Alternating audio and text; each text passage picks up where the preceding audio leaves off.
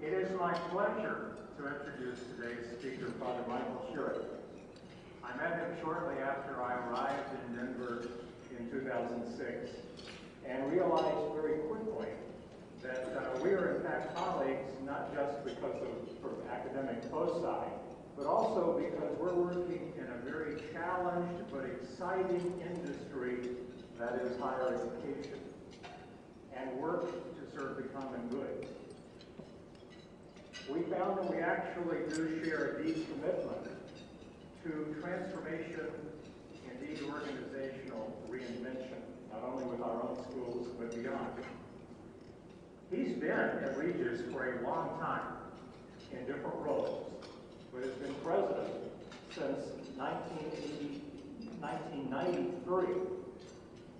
It is important for you to know that not only does he have an experience with high school as well as college and graduate education, but he is a trustee of other institutions, ranging from one in San Francisco to association governance within the Jesuit community. And he's done other things, such as chair the Mile High United Way campaign and so forth. What I think is most important about him for you to know is that he may, in fact, know more about Quakers than Roman Catholics. He is, in fact, an author of required reading for anyone who seeks to become a member of the Friends community. So please join me in welcoming Father Michael Sheeran, President of Regis University.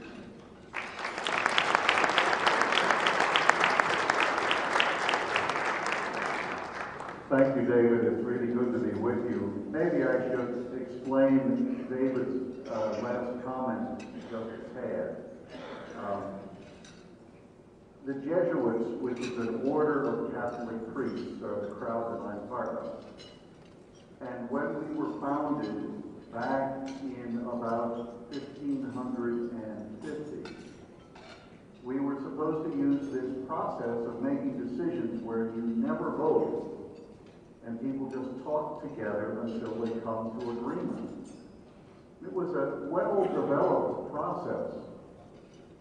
What happened with us is, in the first 15 years, as far as we know, our men were sent all over the world. Francis Xavier out to Japan, people up to Germany and France. And for example, to get Xavier back from Japan, it was a 3-year set of trips for him to be in a room to do a little discussion about what we ought to do next. And so the process we were supposed to use, we lost entirely. When the Vatican Council came along, back now 45 years ago, we realized we didn't know the first thing about what our own tradition was and how we were supposed to make decisions. And so we found that the process we were to use was still in use, but in this one group called the Quakers. And so I visited with various members of the Quakers and said, can I kibitz on what you're doing? I promise I'll be a good boy, I won't wear a Roman collar, and we'll be all fine. And so I learned to wear a tweed jacket and to tie a tie, and I just sat in on Quaker meetings for about a year and a half. And then I wrote that up for a doctoral dissertation. And the Jesuits then started using that. It's kind of pious theft. Well, the irony was that the Quakers are a community that prides itself on having no creed and no real rules. And every time they would think somebody in the community was cheating, they'd say, oh, I don't know whether that's kosher or not. They use words like kosher. And they'd say, who was that crazy priest who was in here? And they'd go and get my dissertation and find out whether what so-and-so did in the last meeting was okay or not. All of a sudden they found it would be cheaper if they just published the dissertation, and so that's now their handbook to teach new friends how to Quake. And so that's what I'm up to in my academic life and also in my day-to-day life as a Jesuit kind of a priest. The thing that I was thinking of coming here, however, is that I just find it's always fun to talk to Rotary. In their own ways, Rotary and my place, Regis U, have a whole lot in common. And I think the key is your motto, service above self.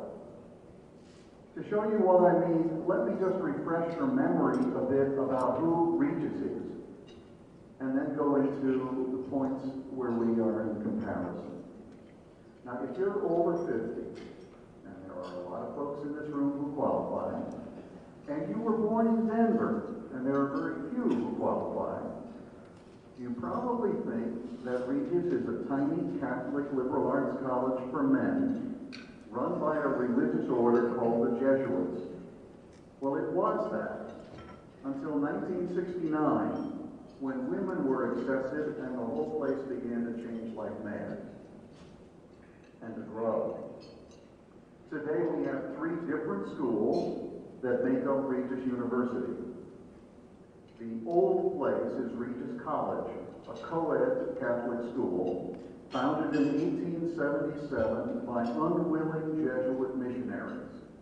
They've been thrown out of Italy because the country was being united and they didn't want these Jesuits around. They get in the way. Wise politicians indeed. And so they worked their way, in spite of themselves, out first to Las Vegas, New Mexico. And those old Italian Jesuits were no fools. Took 5 years to figure out they had picked the wrong Las Vegas. So they came up to Denver, and Regis has been there ever since.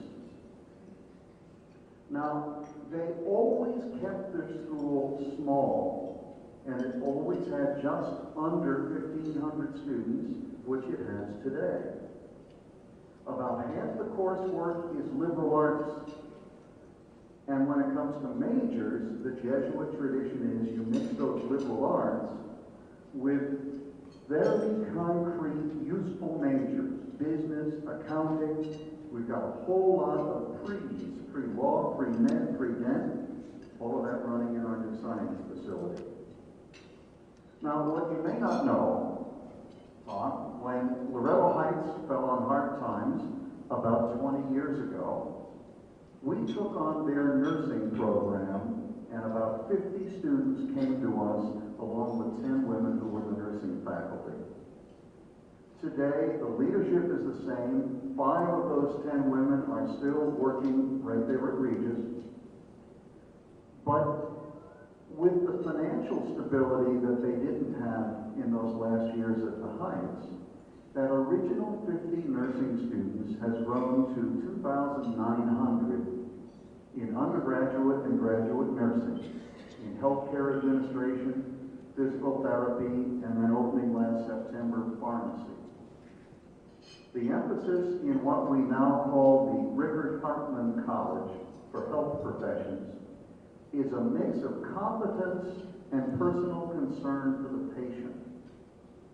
We turn out almost twice as many new nurses as the second largest program for new nurses in the state, which is at the University of Colorado. On the national qualifying exam for new nurses, the average pass rate is 85%. For years, the Regis pass rate has been 92% or better. So that's 2 of our schools. The third one, the College for Professional Studies, where working adults do undergraduate and graduate degrees. The graduates are all applied master's degrees. For 30 years, we've tried to carve out a niche for ourselves of high-quality academic courses at night and on weekends, and we follow